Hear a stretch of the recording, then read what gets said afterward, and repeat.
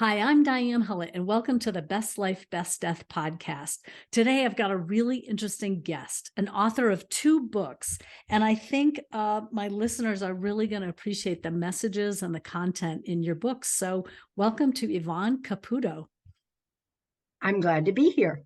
Well, thanks. I guess I don't even know where I came across these. Maybe I saw something on Facebook and then we reached out to each other.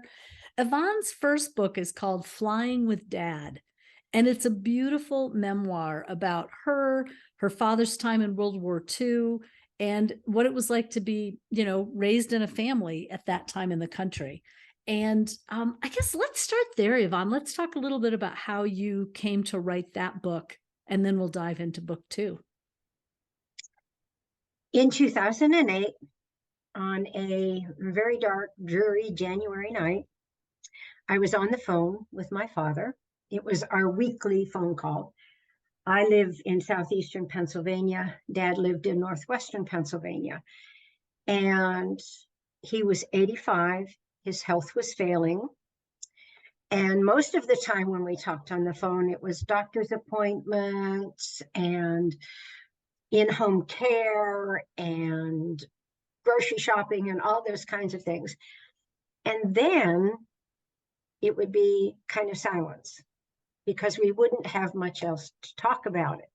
It was just the relationship I had with my father.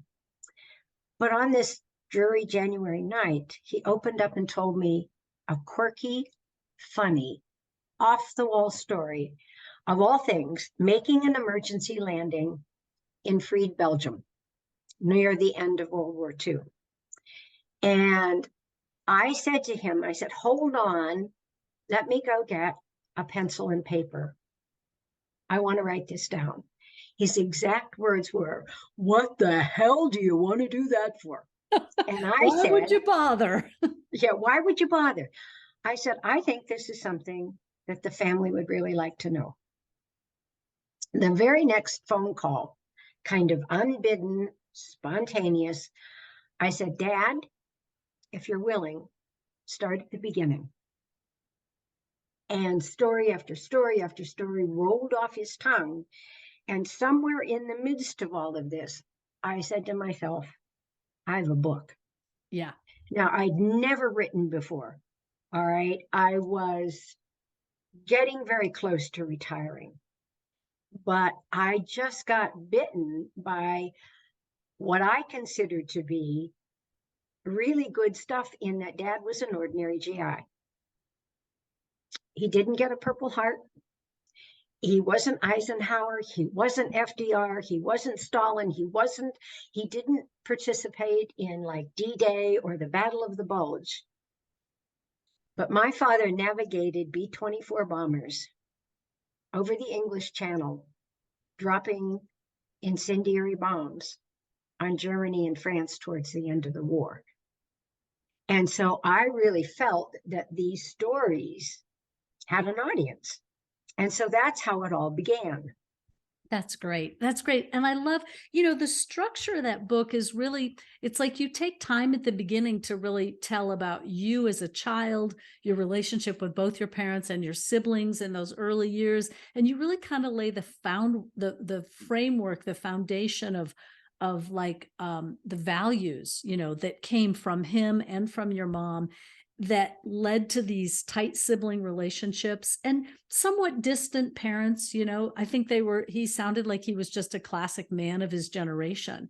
And then the second half of the book really becomes his story, and really a lot of detail about how his interest in planes turned into a career in planes, and even going on to be a navigator, and what a powerful job that was, what an important job that was, because without the navigator, you could fly the plane, but you might end up in the wrong place. So I loved you pulled out, tremendous details about that experience for him. The book went through 4 rewrites.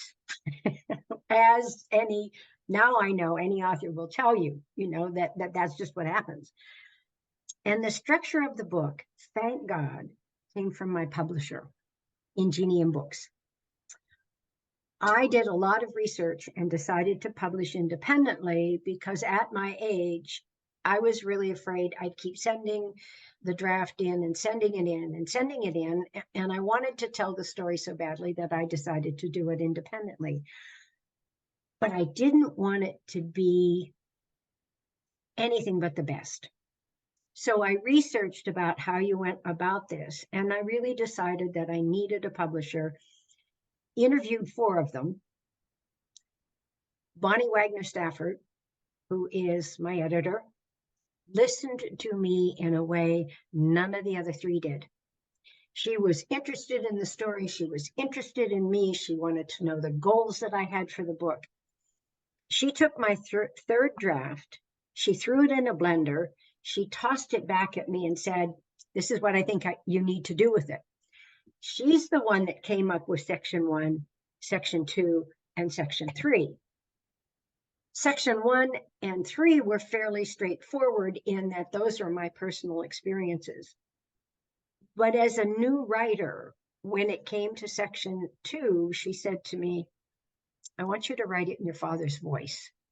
And I went, "What? How am I What? going to do that? How am I going to do that?" Well, I had all of my father's letters to my mother from the war. So I read and reread and read and reread those letters so that I could get a sense of how my father might talk about it. The other thing that I did was a lot of research, a lot of research. I was all over Google. I mean, I found black and white films of what a navigator would do. I got in on a plane and I went to Texas. I don't know from Texas, I'm from Pennsylvania. I drove to what would have been the air bases that my father was on. All right. I'm in Texas and there are palm trees, and I'm like blown away because I didn't know that. So I did a lot of research because I wanted to fill in the gaps with my dad's story. So that's how that section happened. And as a former master's student, you do those papers and it's like, oh my goodness, it wasn't like that for me. It was just fun. It was trying to get at or touch base. And by this time, of course, Dad was gone. So then I was really pushed to make it as real as I could. Without having the source there to really ask the questions. But how amazing that you had all these letters to rely on and his voice through those letters. And then in section 3, the end of the book is really that he dies, and he dies with you present, and he's got a do not resuscitate, a DNR. And so you're very clear when there's a problem and the emergency people show up, you're very clear about that. And then talk about how, because I think it's so interesting that here you write this book that's so much about bombers and World War II and family values and what it was like growing up for you. But the questions you got most about that book led to your second book. I was blown away. I was really blown away because I didn't expect that people would get into that in the way that they did. And the questions of, how could you do that? Didn't you want to save his life? Where did the courage come from? Those kinds of things. And the value for me of having Go ahead. written the first book was that my father and I got to the place that I had always wanted to be. I was his daughter in every sense of the word. He trusted me with his soul, so that when we had done an advance directive and when we had done the 5 wishes, I was just bent that when the EMTs were working on him, that's not what he wanted. He wanted to be carried feet first out of his own home. And so when the EMT said that his 5 wishes weren't good because they were older, that I understand now is not the case. I knew that there was a do do not resuscitate order because Dad had just been in the hospital. And by the way, every time he went in the hospital, I called and made sure that that order was on his chart because I never knew and he never knew. And since I was his healthcare agent, I knew I couldn't speak for him unless it was there. So the emergency room doctor called the EMTs at the house and said, you can stop working on him. And so then I was able to just lay down beside him, tell him that I loved him, told him that it was okay, that he could go, that I would miss him. And then I said the Lord's Prayer in his ear, because the Lord's Prayer was glue in our family. There was never a time that we were at church together when it came time to say the Lord's Prayer that we weren't holding hands. So it was this 20 minutes of filled with grace, filled with assurance. I knew what I was doing was the right thing. And now when I think back to that experience, it fills me with such joy. Yeah. Do Yeah. I miss him? I do. Right. Are there times when I get filled with tears in the missing of him? Absolutely.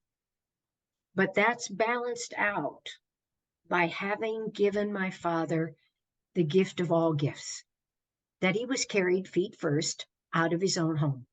Exactly as he had wished and communicated really clearly. Yes. Well, let's jump into the second. So the second book was really a response to the end of the first book, and then people kind of saying, well, wait, how'd that come to be? So I want to read this one piece from the intro of the second book, and then I want to jump back into, the advanced directive, the 5 wishes, how you came to learn about that. So I love this in the introduction of Dying with Dad. Yvonne writes, in many homes, death is the elephant in the room.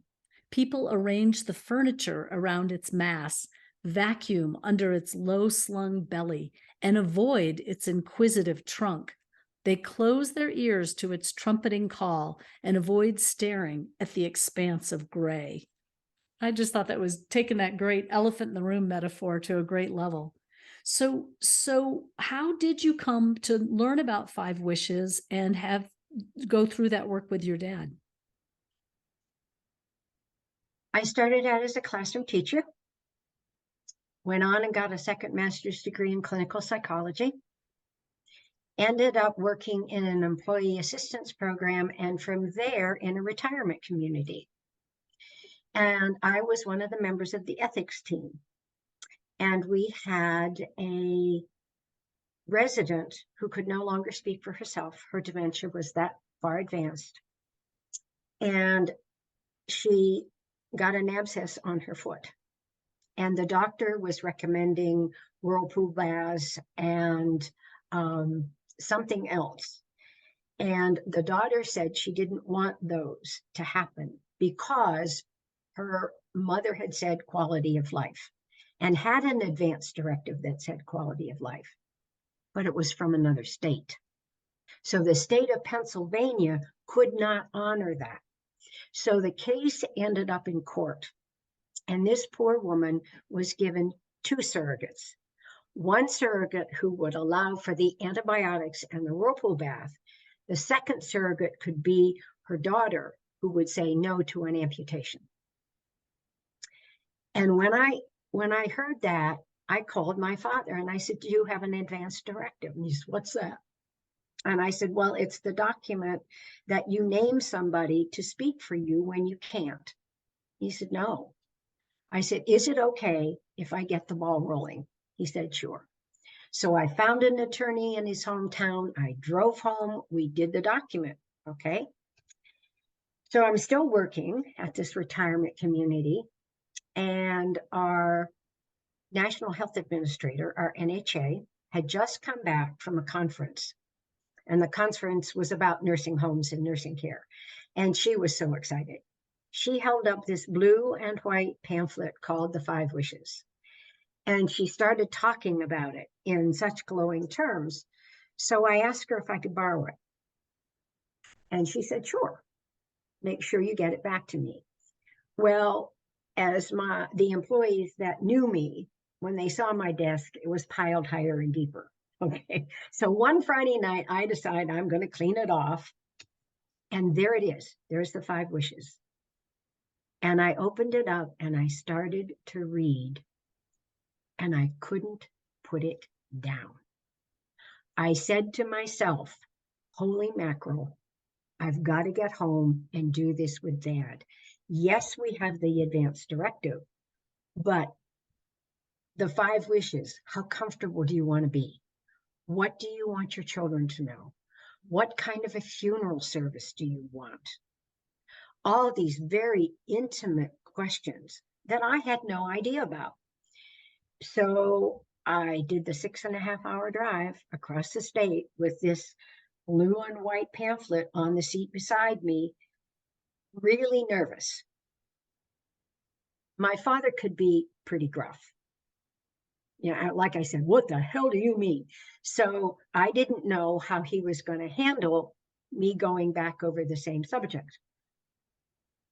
But Grace was with me, because I walked in the room and he was in one of those good moods, and we sat down and we did it question by question by question.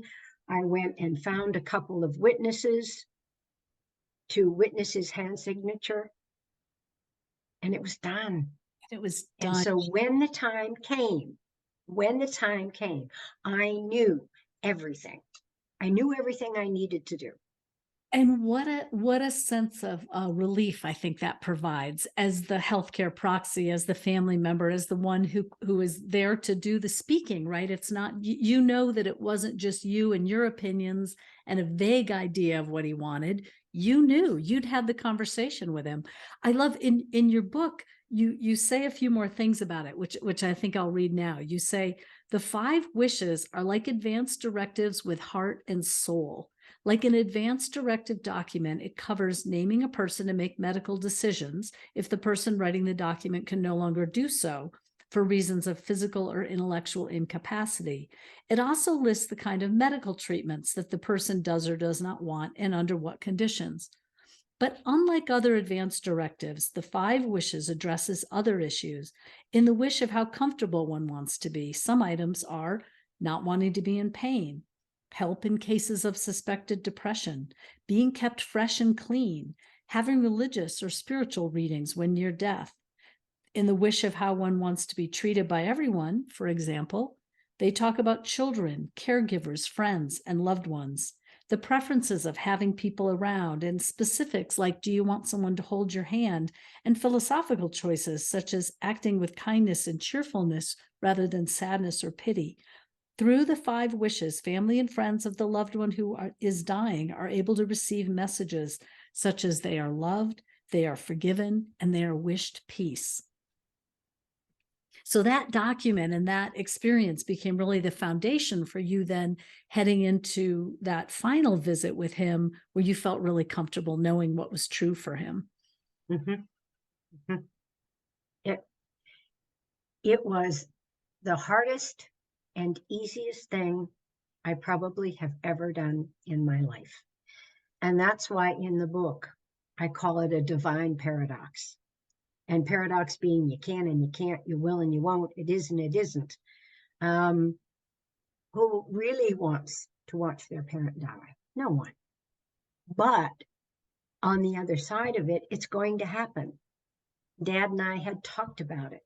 So if it's going to happen, as a daughter who says she loves her father, she's going to make sure that if she can, that it's going to happen in the way that he's asked for it to happen. I love that kind of early on in the book, the first book, Flying with Dad, he makes a comment that he wants to be carried out feet first from his own home. Like he says that kind of in his gruff manner. And at the time you kind of think, well, wow, I don't know that that's going to happen. So then how amazing that years later that actually occurred, you know? Why? I mean, I think we've touched on why these conversations can make a difference. Why do you think so many people find this so tough? Whether in either role, the role of the person who might be towards the end of life, or the role of the loved one or child or sibling or spouse who's having to make these conversations um, occur if they can. We as a society have buried death and dying. It used to be that it was a family affair. It used to be that after someone died, that the family took care of preparing the body. It used to be all these kinds of things, but then we got funeral parlors and hospitals, and it takes on this antiseptic kind of experience, and so it's hard to talk about it. It's not something that comes up in everyday conversation. That's why the elephant in the room, that's why it started there. I get that it's hard to talk about, but if there was anything that I learned working in a retirement community, is that our residents wanted to talk about it. They wanted to be able to have someone sit and honor the fact that they would say, I want to go. I'm ready. I'm not doing the kinds of things that I used to do. All my friends are gone. I don't have a purpose in life. I hurt all the time. I'm ready. Now, the stories may vary a little bit. And of course, this is much different from listening to somebody who wants to take their life. This is just someone who wants to talk about this longing for it to be over. So that experience of just sitting and listening, I think, was really helpful for me. The other thing is that I'm a psychotherapist as well. So one of the things that happens in psychotherapy is people tell their pain. They tell their story. And as a therapist, you don't take it on. You don't make it part of you. You can't. But what you do is you honor it by just listening. So what I say to people is, you don't have to do anything. You just have to sit and listen and ask open-ended questions. Well, tell me more. Well, what makes you say that? Just to be there and to nod or to say, that makes sense to me. It's not a difficult thing once you know what to do. And I can say to you, I think my entire life's purpose was to gain the skills and the understanding to be with my father in the way that I was with him. It was the plan. It was the reason that I was put on this earth.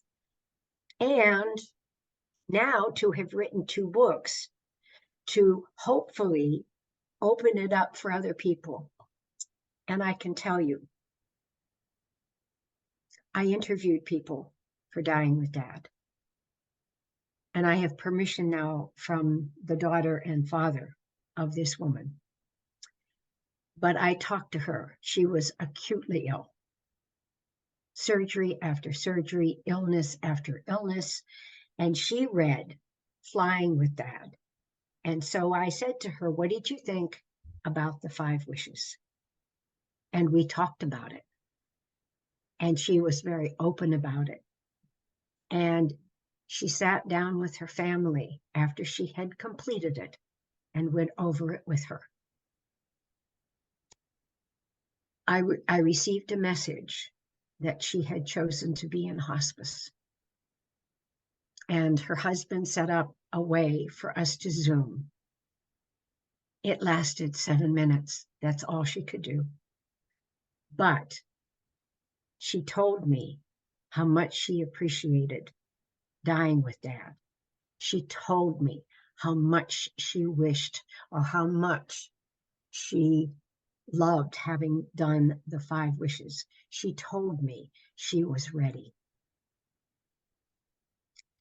2 days later, she was gone.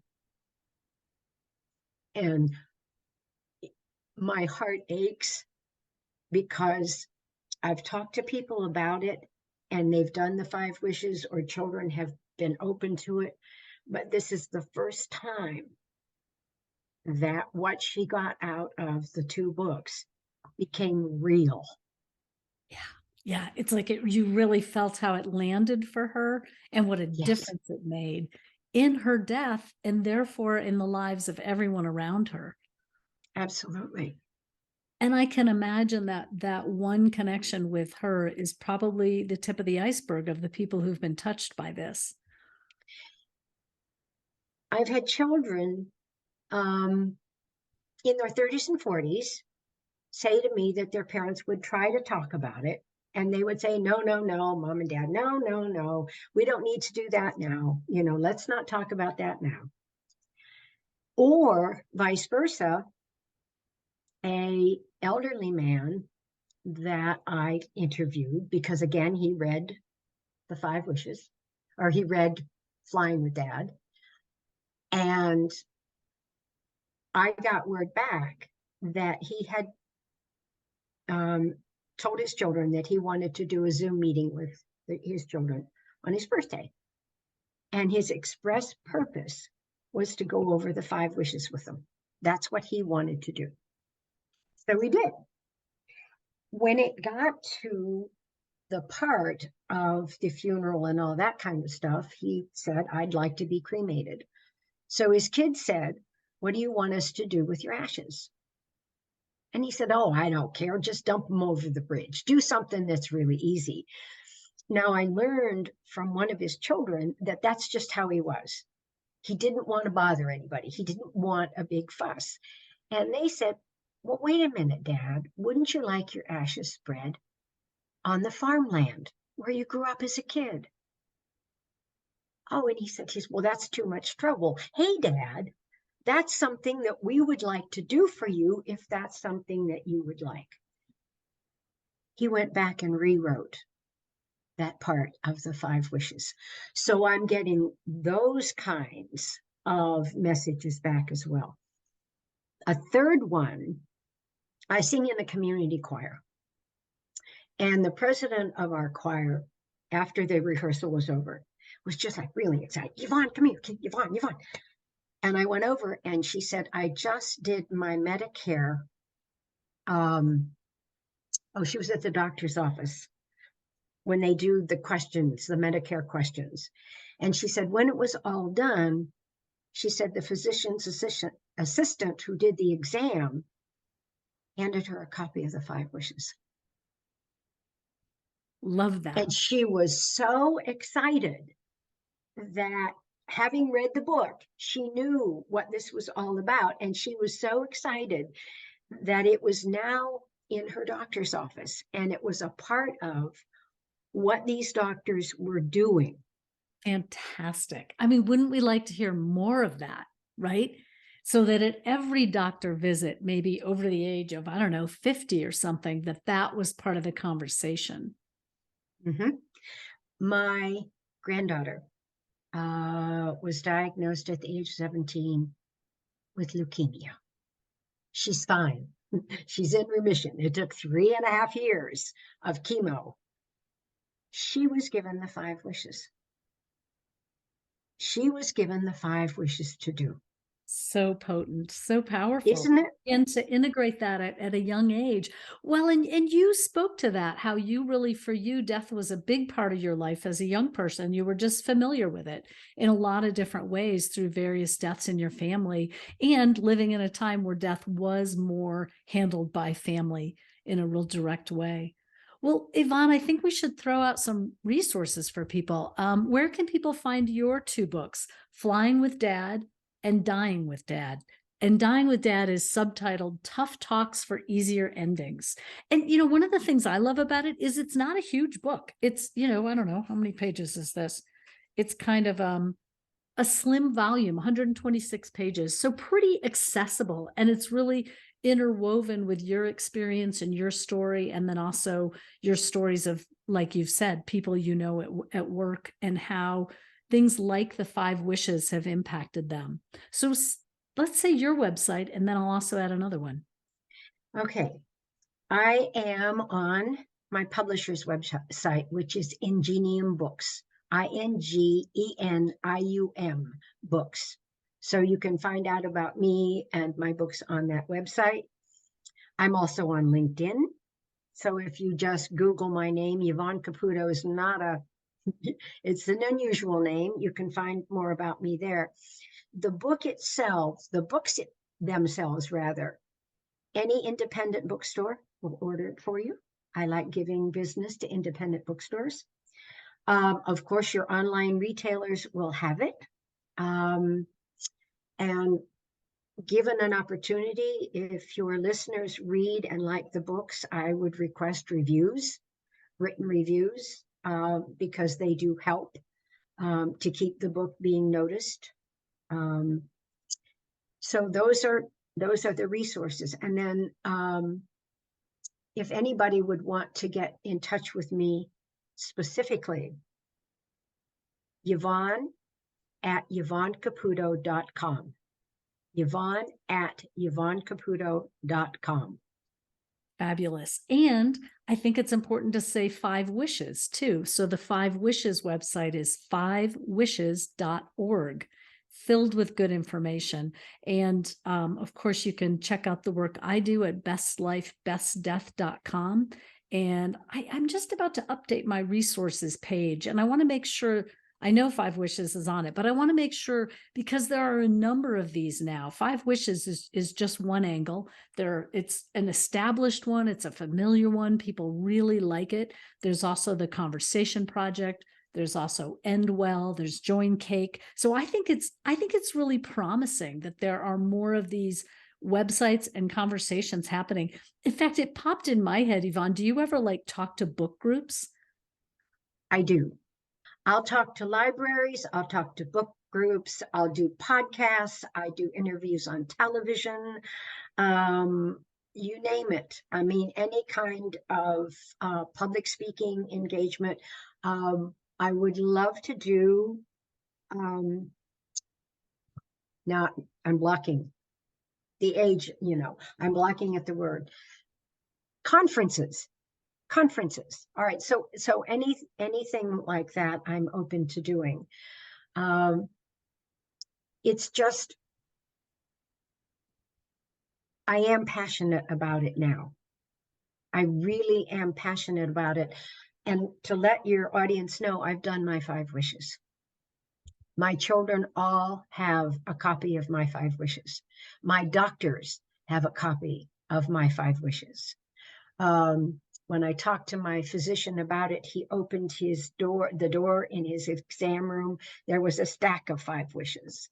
The one thing that is also available to computer nerds is that when you go to the Five Wishes site, you can pay to do it online. It creates a PDF that you can print out, and that PDF will remain with them for a year. And of course, one of the things I need to do is I need to go back and review the five wishes that I've written. Does it still stand? Are these the things that I still want? Well, One of the things, I sort of think of it as like fire extinguisher batteries, right? Or no, I sort of think of it as our fire alarm batteries. Like we just change those once a year. We should just review these documents once a year. They're really important. And as you found out with your dad, it's like the older they get, the less relevant they're seen. So really important to keep it updated. And the one thing I thought about too was the opportunity to disagree with something that the five wishes said. There was something about, going into a room and somebody's no longer speaking, but they hear. So keep the conversation light. And I said to my kids, no, cry. This is sad. And know that I'm crying with you and that I'm okay with your tears. So there's opportunities like that to refine the wishes, so that your children are really, really very clear. That's great. I think it's really important for people to know that hearing is the last. We believe hearing is the last sense to go, but I think you're right. There's something disingenuous about saying keep it light. I mean, hello, this big transformation is happening. I'm not sure that light is exactly the feeling for the moment. Like, be authentic with the person who's dying. Yeah. Well, Yvonne, I thank you so much for your time today. This has been just a great conversation. And I think your two books are really a gift to the world in different ways. And I think also you can read both of them. I read both of them back to back, but they also stand alone. And I think that's important to know too, that Dying with Dad is a real resource about five wishes and having these conversations. And as we said, really a response to the questions that you got from the first book, like, how could you do that? What was that like? Wasn't that difficult? And for you, it was 20 minutes of grace. Absolutely. Absolutely. Well, thanks so much. You've been listening to the Best Life, Best Death podcast. I'm Diane Hullett, and thanks so much. See you next time.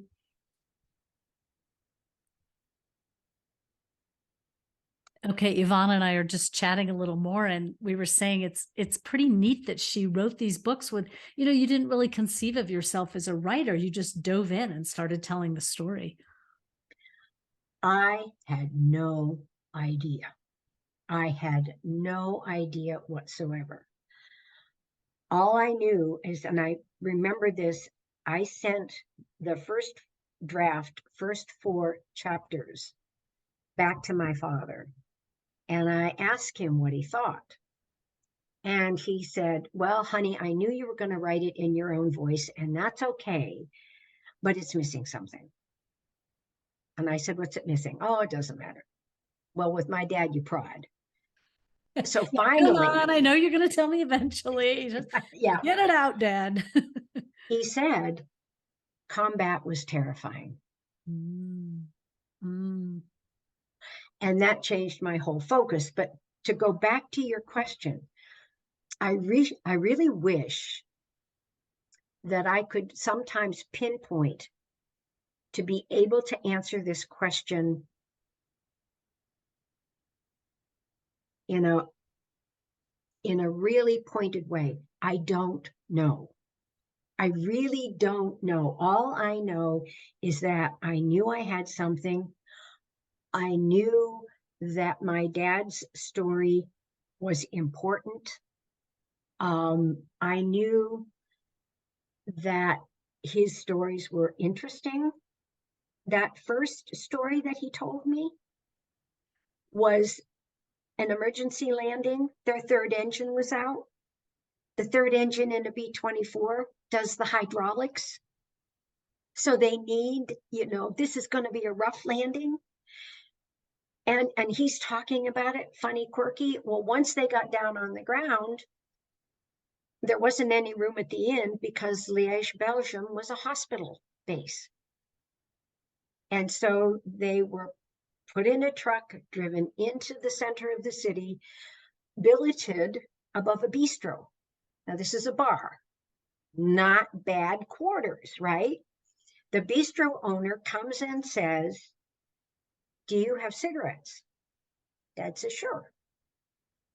Are you willing to trade? Dad says, depends.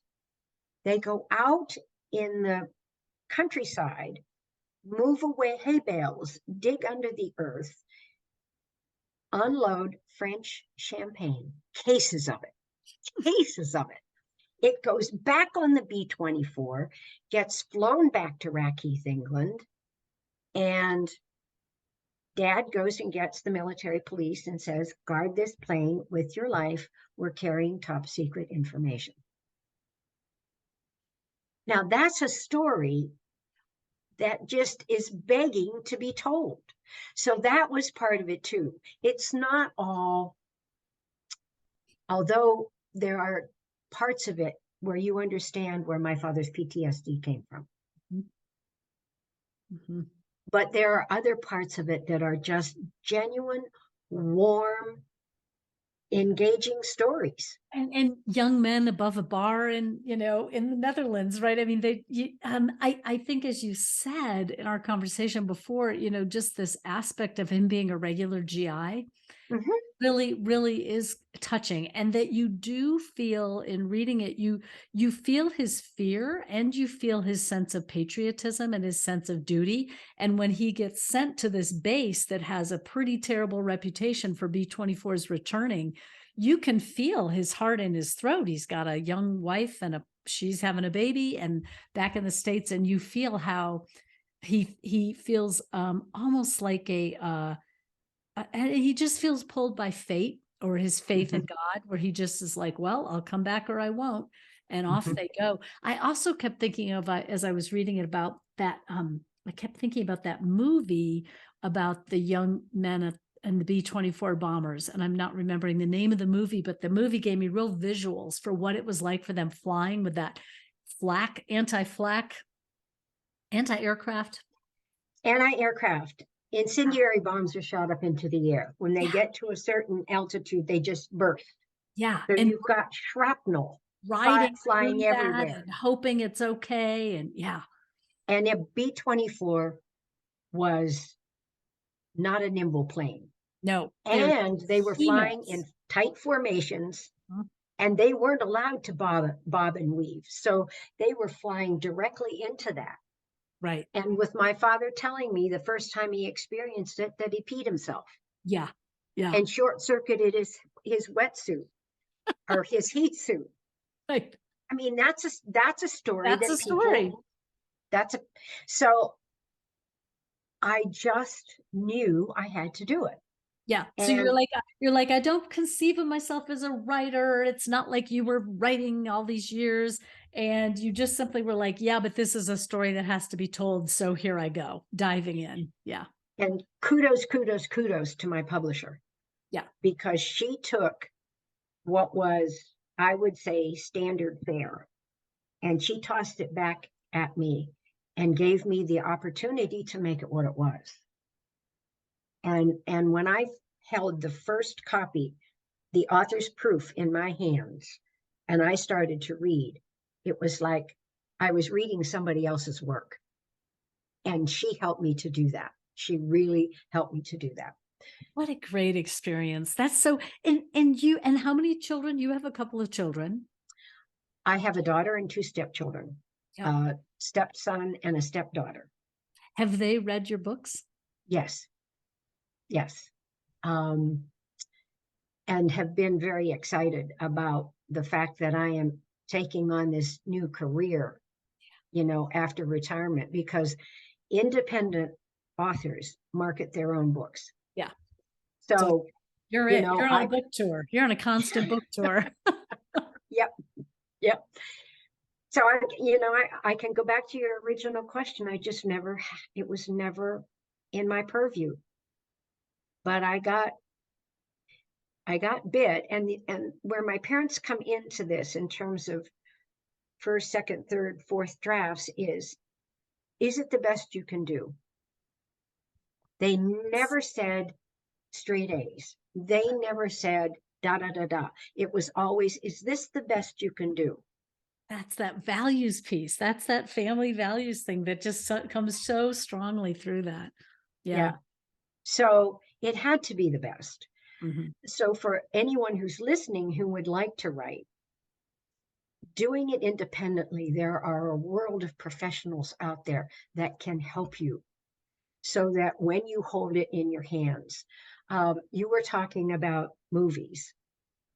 Masters of the Air is supposed to come on in 2023.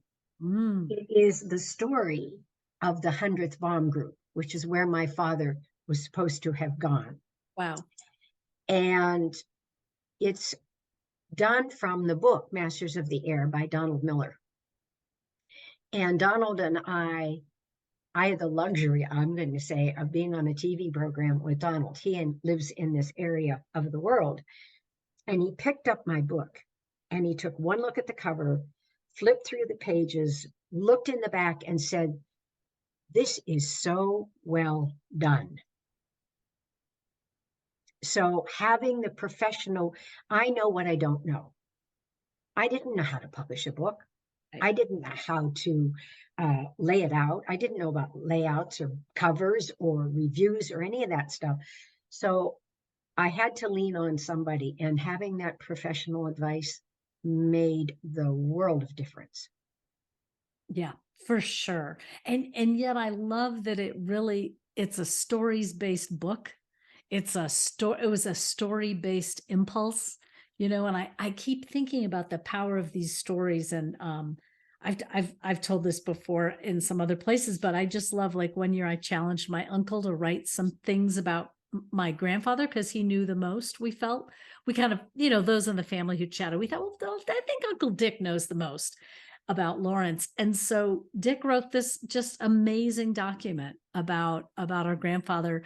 And what I would always say when someone thinks about wanting to write, or they think, oh, maybe I should write that story down, I always say, don't try to do the whole thing. Just, like, start where it's compelling and see where it leads you. It might not be a linear narrative from the beginning of his life to the end.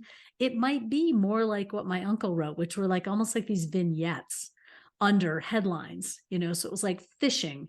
And then there were like 5 stories about fishing. That was probably also why I related to your book. And then it was, hunting. And there were 4 stories about deer camp. And then it was cars, bunch. So it was just a more accessible way to find our way into the stories of his life that I just loved. So I tell people, don't think it has to be some linear kind of A to Z, everything in the life. And Mhm. I think your book does that really successfully too, because you do tell your father's whole trajectory, but it's not like not like it had to capture everything. It captured details within each story rather than details of the whole life. Section two was much easier in a sense because when I said to Dad, if you're willing, start at the beginning, he talked about graduating from high school and no job. Yeah. Then he talked about learning to repair airplanes.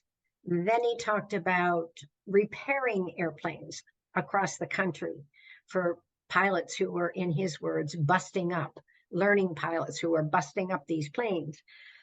So chronologically, that was pretty straightforward. Um, when my editor said, please write it in his voice, then I really had to work at it. But it still had the chronology that I could go by. And that was one of the things that was fascinating to me. I didn't realize how much, I thought, oh, he found this thing saying learn to repair planes. And I thought, oh, they'll send him to a base and he'll learn on the job. It was extensive training. I mean, what he had to do. And every time he would show up at a new base, it was like a whole new level of training and information. And it was really interesting to see that detail for what those young men and women went through, mostly men, but women also. I love the story about how there's a woman on the job and he has to tell her, you can't wear a skirt. You got to go home and put on some pants. Yeah, and when he told me that, he said, wasn't anything I thought I was ever going to have to do. So I did get that sense from him, Yeah. that he felt a little flummoxed, Yeah. you Yeah. know. Well, and he was probably mostly working with men, even though he'd had strong women in his life and, knew and loved women. Still, it wasn't at a time when men and women in a job at an airplane hangar, he wouldn't have expected to have to interact with a female coworker quite that directly on, her first day. Yeah, it was good. It Mhm, was good. mhm. Well, so you're like on constant book tour. And Um, are you also, like, you're such an advocate for Five Wishes? Are you in touch with them? Are they I mean, the the gentleman he wrote the intro, right? Wait, what did he do? Well, he's got a beautiful little thing right there. Yes, he's the president of the organization that sponsors the Five Wishes. Aging with Yes, Dick. they know about the book. Actually, I interviewed them. I interviewed um, Jim James Toohey. Uh-huh. I interviewed his brother because I wanted to make sure the history of how the Five Wishes came to be was accurate. Um, I'll be in touch with you via email because I'd like to hear the names of these other. Oh, Uh, great. Oh, sure. yeah, because if there's something else that's out there, I'd really like to know about it. Oh, yeah. Oh yeah, for sure. I'm happy to send you those. And are you're on Facebook, I think? I'm on Facebook That I just and on LinkedIn. okay. And And I'll tell you how I found you. I think it was that podcast collaborative. Was that it? No.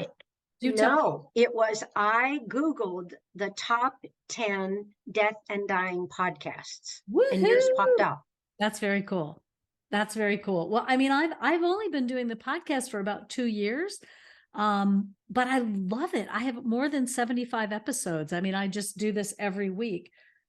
I'm on Instagram too, and this is a post I put up. I said there are many creative ways to start a conversation. Here are some I love: 5 wishes, conversation project when you die. Hmm. And then a week or two later, I did another one, which which ones were that? Oh shoot, no, I can't find it. Here we go. End well, join cake, and the death deck. Oh, wow. Yeah. So I mean, those are just 6 that are good, you know. That's really cool about the podcast. It's yeah, I have dreams. I have dreams of making my sound better and somebody else editing it instead of me. But at this point, it's still just me plugging away, doing my thing here. But I love having these conversations with people, and the range of people is so cool. So that's Hmm. great. So you did Death and Dying and then reached out to those top 10 podcasts. That's really cool. Hmm. And Oh, beautiful. dad is 23, mom is 20. And if you can look very closely, she's pregnant with my brother. Yes, she is. Oh, how beautiful that they took the time to take such a beautiful portrait. So those are the two. I love it.